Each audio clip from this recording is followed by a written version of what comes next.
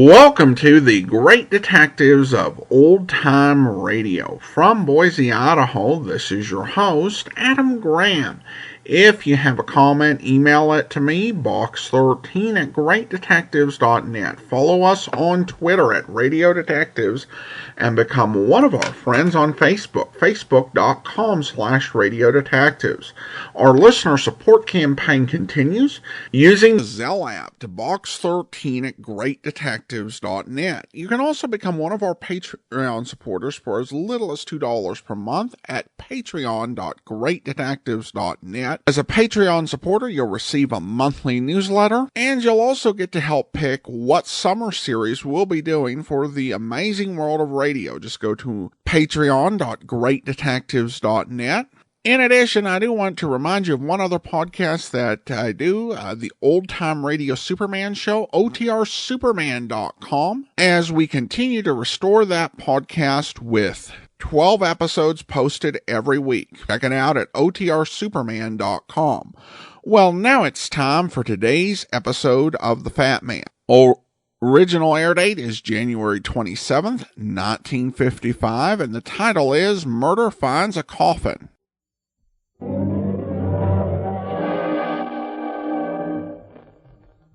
There he goes into that drugstore. He's stepping on the scales. Weight 239 pounds. Fortune, danger. Who is it? The Fat Man.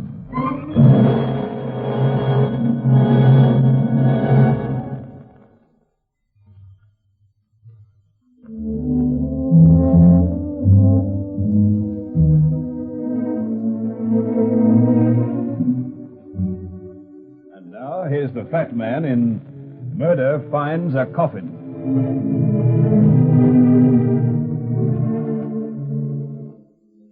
You ever see a reckless fat man? The kind of guy who goes rushing around taking unnecessary chances? I didn't think so. And the odds are that you never will either. You see, the fellows with the extra weight can't afford to waste energy showing off or trying to do something the easy way. So they learn to be careful and patient. And that's just one more advantage a fat man has in this business of catching criminals. Because when fools rush in to grab a killer, they very often don't come out. I don't, as a rule, like working in my office at night. For one thing, the elevator stops running, and 5 flights of stairs is no joke. The building's old and gloomy looking, even in the daytime when it's full of people. At night, it's about as cheerful as a morgue and as quiet as a graveyard. The paperwork I was doing was dull and boring, and I was tired when I finished at 10 minutes to 11. I put on my hat, snapped off the lights, and walked to the door. The corridor was dark and quiet. I locked the door. Then I heard it. Off and faint, but coming closer. Somebody was running down the stairs from the floor above. I walked quietly to the staircase and waited in the shadows. What's the matter? What's wrong? Why the hurry? Oh, you frightened me. What else scared you? I didn't do it. I swear I didn't. Do what? Kill him. Upstairs in his office. He was lying on the floor when I opened the door. There's a dead man upstairs? Oh, yes. Oh, it was horrible. Any idea who it is? It's Dirk. Richard. Somebody shot him. He was lying on the floor of his office. Did you call the police? Oh, no. Oh, no, I couldn't call him. Don't you see they'd think... Yeah, I see, all right. You think that I couldn't, don't you? But I didn't, I tell you. Oh, you're not going to call the police. Not yet. Come on. Where? Oh, no, you're not going back up. I said, come on. Oh, no, please. Please, I can't go up there. I can't. Okay. Then we'll go in my office and call the cops. Oh, no. Then shut up and show me this dead guy. All right. But you must help me, please. Where's his office? The 6th floor. One flat. What's your name? I'd rather not tell you. Look, sister, if there's a murdered man up here, you're going to be a candidate for the electric chair. But I didn't do Okay, what's your name? Sybil Stone. The dead guy, who's he?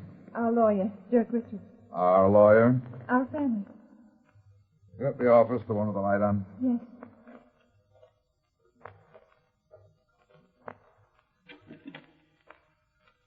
There, on the floor by the desk. Yeah.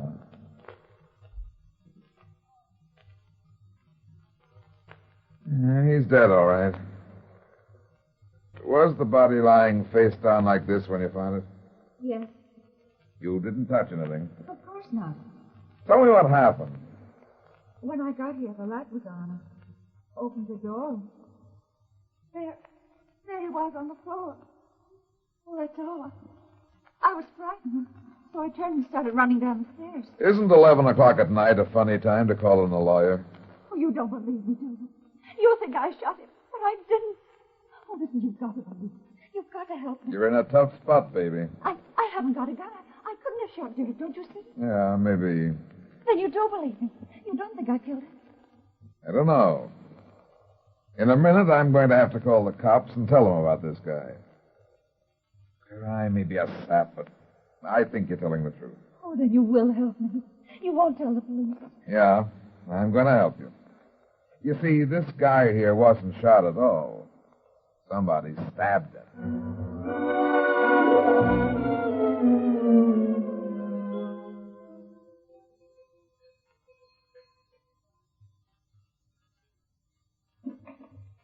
Why, Miss Stone, Christopher, my brother Wade and my cousin George. Did you give them my message? Why, no, Miss Stone. Neither of them has come home yet. I see. You don't know where they went? No, I don't know where either of them was. We'll wait until they come in. Yes. Won't you sit down, Mr. Renton? I think it's okay, Christopher. I beg your pardon, sir? The picture, it doesn't need straightening. It's a little late at night for house cleaning, anyway. I don't understand, sir. That will be all, Christopher. Yes, Miss Stone. Now then, let's have a little more light on this subject. What do you mean? What were you doing in your lawyer's office at 11 o'clock at night? Well, Dirk phoned here about 10 o'clock tonight. He was excited, said it was something about the money in Uncle Caleb's will. He wanted us to come to his office right away. You, your brother, and this cousin. Yes. You see, we three are the only ones left in the family. Both Wade, my brother, and my cousin George were out, so I left word with Christopher for them to come to Dirk's office, and I went on alone. You know what happened then. What's this about a will and the money? It's my Uncle Caleb's will. He was my father's only brother, and he lived in Australia. My father never spoke of him, and I gathered there must have been some sort of trouble between them. What sort of trouble? Oh, I don't know, but whatever it was, he must have forgotten about it after Father's death. Why do you say that? Well, it was right after VJ Day that we got the letter from Uncle Caleb. He said he was getting old and he was sick. His life had been lonely, and his only living relatives were my brother and I and my cousin. He said he realized that his death was near and he had a lot of money.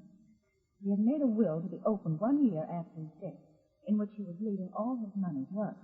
Why should he stipulate that his will wasn't to be opened for a year? I don't know. But that wasn't the only stipulation. His body was to be brought back and buried in the family vault.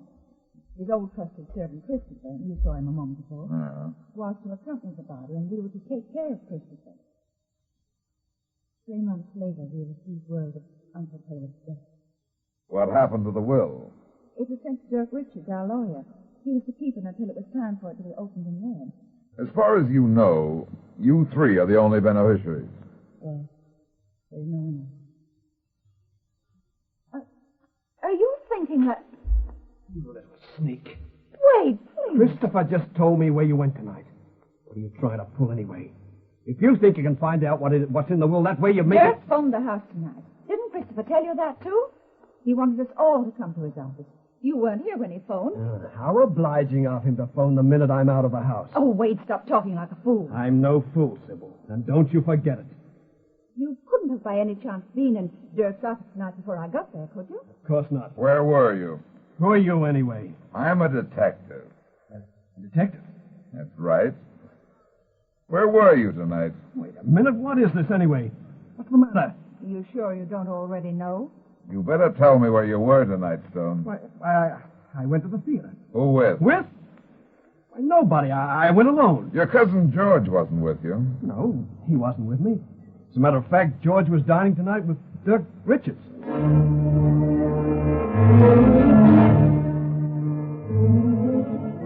Now, look here, Brad. You'd better tell me the truth or you're going to get in trouble. Serious trouble. I know what I'm doing, Mac. You'd better know. I've always trusted you and I've always gone along with you when nobody else would, but murder is a serious business. This time, I don't like it. Take it easy, Mac. I reported the murder, didn't I? Yeah, that's just it. You reported it all right. I may be a bullheaded cop, but I wasn't born yesterday. You report a murder. The body's in the guy's office upstairs. Now, what were you doing up there anyway? And how did you happen to find the body? Somebody else was there, a third person, somebody you're shielding unless... Unless what, Mac? Unless I killed Richard. Are you kidding, Mac? Well... Cut it out. Look, a guy's been murdered. You want the killer, don't you? Of course. Okay, I'm trying to get him for you. Sure, I'm holding out on you, but I've got a reason. What? There was a third person there last night. But I don't think it was the murderer. There are 3 other people who qualify just as well or better. Who are these people? You'll find out soon enough. I could arrest you for concealing evidence, Brad. Go ahead. But if you want this killer, you better listen to me. If I told you who was there last night, you'd have to make an arrest, and probably you'd get a conviction. But the murderer would still be on the loose. Give me a free hand, and I promise to bring in the right one. Now, does that make sense? Well, maybe. Okay. Now then, did you go through the lawyer's office? Sure. All of his papers and files? Well, not yet. We brought all that stuff over here to my office. Those filing cabinets over there belong to him. Good. I want to have a look at the files. Now, wait a minute, Brad. You can't take anything out of there. I said look, Mac. Oh. What are you looking for? A file on a guy named Caleb Stone. Well, what's he got to do with this? Nothing. He's dead. But he made a will that Richards, the lawyer, was keeping. A will? Yeah. Oh, here's the file I want. Pertaining to Caleb Stone. I'm watching you, Brad. Don't try to take anything out of that folder. Don't worry, Mac, I won't. You better not. Keep your shirt on. There's nothing in this folder.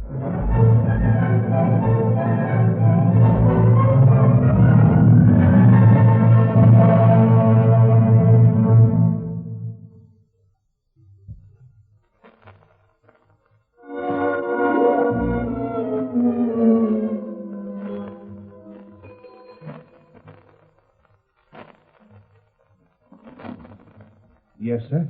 Hello, Christopher. I beg your pardon, sir. Whom did you wish to see? I want to see you. See me, sir? I want to talk to you. But I don't know whether I can... It's okay. You know there was a murder last night? A lawyer named Dirk Richards. Why, yes, sir. I heard Miss Stone and her brother talking about Mr. Richards' death. You brought Caleb Stone's body back to the States, didn't you? Yes, sir. How long did you work for the old man, Christopher? About 15 years, sir. You must have known him pretty well. Yes, sir. I believe, if I may say so, that I knew him as well as anyone in the world. He was a strange man with few friends. Did you ever hear him mention any trouble he might have had with his brother? Oh, no, sir. He wasn't a demonstrative man, but I believe he was quite fond of his brother. He often expressed sorrow at the great distance that separated him from his only living relatives. I'm sure that's why he wished his body to be buried here. And yet the 2 brothers never wrote to each other. Didn't that ever strike you as peculiar? Yes, sir, it did, but then, as I say, Mr. Caleb Stone was a strange man. If he had not loved his only relatives, why would he have left his entire fortune to them? I'm just beginning to wonder if he did, Christopher. But he left the will, sir. What did it say? Do you know? Does anybody know? Why, no. It wasn't to be opened until a year after his death. You've been here for a couple of months now, haven't you, Christopher? Yes, sir. You like it here? Yes, I'd like it very much. How do the brother and sister and cousin get along? I don't quite understand, sir. They seem to like each other. Well, I hardly think it's my place. Look, Christopher, there's been a murder. Do they like each other or not? Well, sir, I don't want to cause any trouble for them, but, well, the truth of the matter is that they don't get along very well. What seems to be the trouble? Oh, nothing serious, sir. It's just that there are continual quarrels and jealousy. You see, both Mr. Wade and Miss Sybil seem to resent Mr. George's presence here. In fact, sir, I might almost say that... Christopher, where's... Who are you? Brad Runyon. The detective? Uh-huh. That will be all, Christopher. Yes, sir. What do you want here? Can't you guess? I mean, it's about Dirk's murder. Yeah. Your cousin Wade said you had dinner with Dirk last night. Wade told you that? Yes. He was lying. I haven't seen Dirk in over a week. I didn't have dinner with him. He's trying to pin Dirk's murder on me. Why would he want to do that? I'll tell you why. Because he hates me. They've always hated me, both he and Sybil. Why don't you ask Wade where he was last night?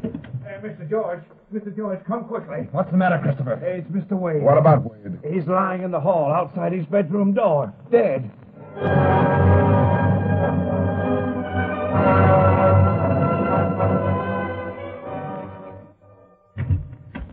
We just got the medical examiner's report, Brad. What did it say? Poison, cyanide, just enough to be deadly. They found traces of it in the glass in the bathroom. If it was murder, whoever did it knew more about poison than the ordinary person. Yeah? How do you figure that? Well, the doc says cyanide in a large dose isn't usually fatal because the stomach won't hold it. But a small amount on the side of a glass, like the one we found, is always deadly. Now, look here, Brad. You know as well as I do that this murder has something to do with the murder of that lawyer, Richards. That makes two. We got to do something. Okay, Mac. You can start by having one of your men check through the old files to see what he can dig up on a guy named Caleb Stone. What's this Caleb Stone got to do with all this? I think he's got a lot to do with it. Hello, Sweeney. See what you can find in your old files on a guy named Caleb Stone. Stone. Yeah, that's right. Boy, this is no joke, Brad. They're already screaming for me to make an arrest. I told you I'd get the murderer, and I will. Well, it's a cinch that whoever put that poison in Wade's water glass was somebody in the house. Uh-huh. I think it was his sister, Sybil. Why Sybil? Why not Cousin George? Or the old butler, Christopher? Don't jump too quickly, Mac. Once we know what the motive is, we'll have the murderer. The motive must have been the will. Whoever killed the lawyer took it. Then why kill Wade? No, Mac. It isn't the will that was the motive. But it might be something that's in the will. The will is gone. Yeah, and that's the part that doesn't fit. If one of the remaining heirs was trying to kill off all the others to inherit old Caleb's estate, he wouldn't have to kill the lawyer or steal the will. Oh, I see what you mean. There must be something else behind it. Takes you a little while, Mac, but you always get there. Hello. Oh, yes, Sweeney. Yeah? Good. Okay, Sweeney, thanks. Did he find anything? I'll say he did. Caleb Stone was wanted for murder 25 years ago, but he skipped out of the country and nobody has seen him since.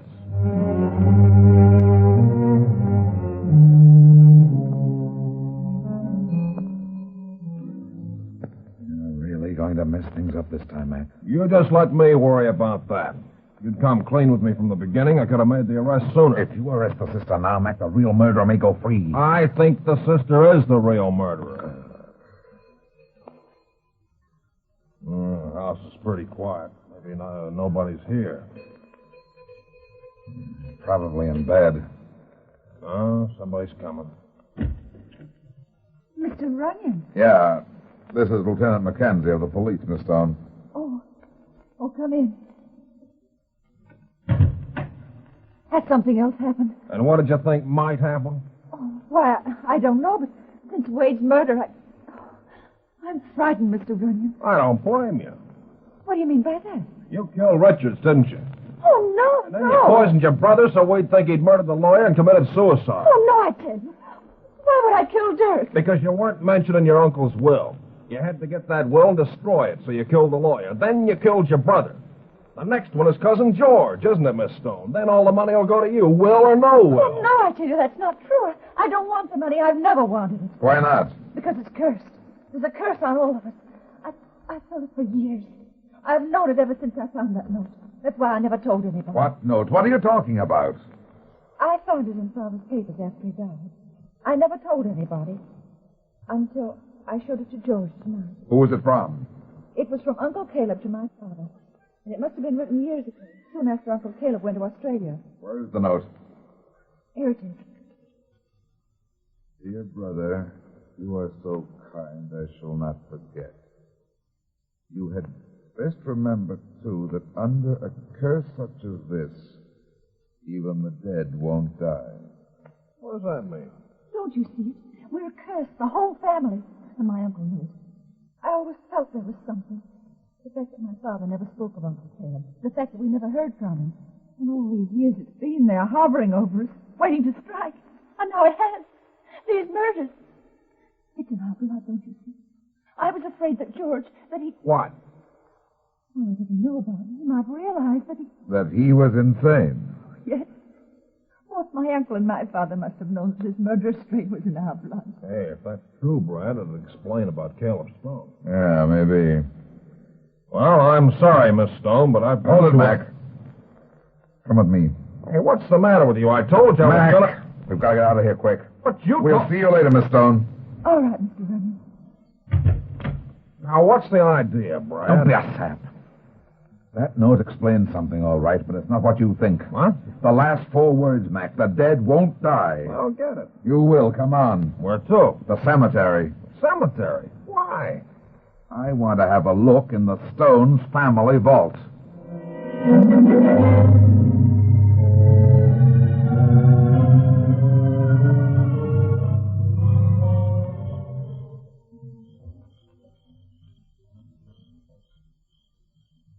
Oh, boy, you get the craziest ideas.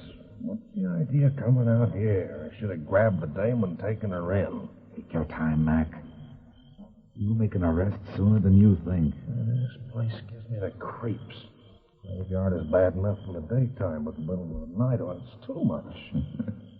You're not afraid of ghosts, are you? Oh, well, of course not. I hope ghosts are all we'll have to worry about. Mac. What do you think we'll find here? I'm not sure, but... Wait. Huh? That is over there in one of the trees. Look, Mac. The door to the vault. Yeah. Yeah, it's not quite closed. Looks like somebody else has the same idea. If there's anybody in there. Come on. Shine your light inside when I push the door open. Okay. I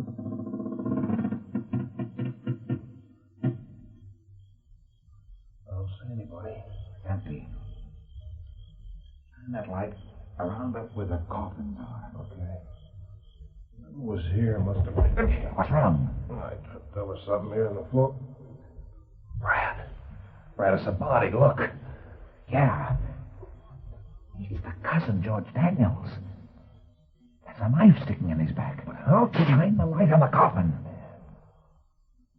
Want to find out Look what... there, Brad. That coffin next to the bottom. It's been pulled out and the lid's been tampered with. You're right, Mac. Caleb Stone's coffin. Now handle these clamps. What for? I want to open the coffin.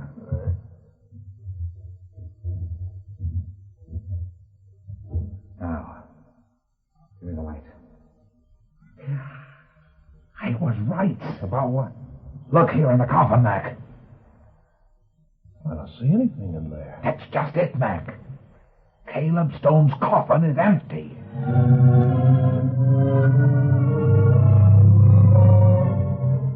Quick, Mac, come on. Listen. Hurry. We may be too late. Now, you're next. Drop that knife or I'll shoot. Drop it, Caleb. What? He's a madman. He was going to kill me, too. You mean he's the uncle? Yeah, he's Caleb Stone, all right. That's why the coffin was empty. Sure, Mac. There never was a body in that coffin. It was a good act, Caleb, but it's time for the curtain. You've done all the killing you're going to. Another minute and I would have finished. Twice I've been cheated. Twice, do you hear? And all those years I waited and waited. You lied about your brother, didn't you, Caleb? You hated him, didn't you? Yes. But I didn't kill that man 25 years ago.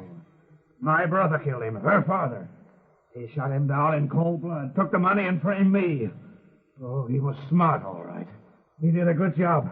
I didn't have a chance. No. Oh, yes, he did. My brother was a fiend, a devil, and nobody ever knew. I wanted to kill him, but I didn't have time. The police were after me, but I got away. I went to Australia, and I waited. I waited for years. I was afraid to come back, and then he died. He cheated me. And so you decided to take it out on the rest of the family? Yes. What about the money and the will? The money? I had no money. And the will deeded only hate to the name of Stone. Why did you kill Richards? That meddling lawyer. He couldn't let well enough alone. He must have suspected something, opened the will, and discovered the truth.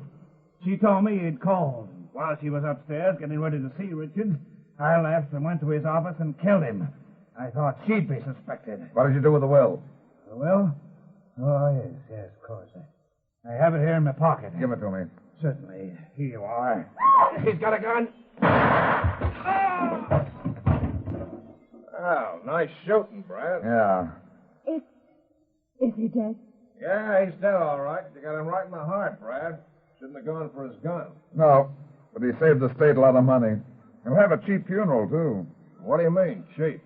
He's already got a coffin, Mac, remember? He brought it all the way from Australia.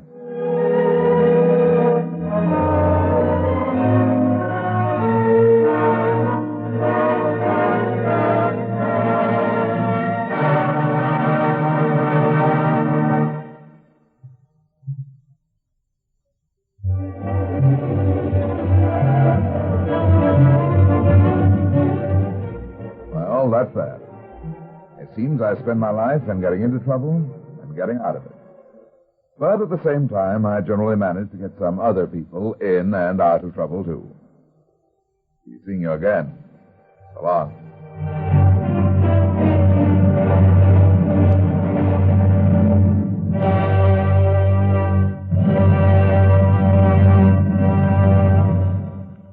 Welcome back. Well, Matt's continual suspicion of Brad trying to pull something or being a killer is a bit silly. It's one of those things. It almost feels like he's doing it as like, I've got to be suspicious, even though there is no reason to be suspicious of him. After all the cases they've been on, particularly raising the possibility that he might be the killer. It's the type of thing I think that works, like if the policeman and the detective aren't close, or if there's some enmity, but this one is kind of one of the sillier elements of this program. Well, I do want to go ahead and thank our Patreon supporter of the day. Thank you to Michael, Patreon supporter since February 2016, currently supporting us at the Shamus level of $4 or more per month. Thank you so much for your support. And that will do it for today. Join us back here tomorrow for The Man Called X. And next Tuesday, we'll be back with another episode of The Fat Man. In the meantime, I encourage you to follow us on Facebook, facebook.com/Radio Detectives, or on Twitter at Radio Detectives. If you're enjoying this podcast, please leave a 5-star rating. And if you want to, a review wherever you listen to or download this podcast. In the meantime, though, from Boise, Idaho, this is your host, Adam Graham, signing off.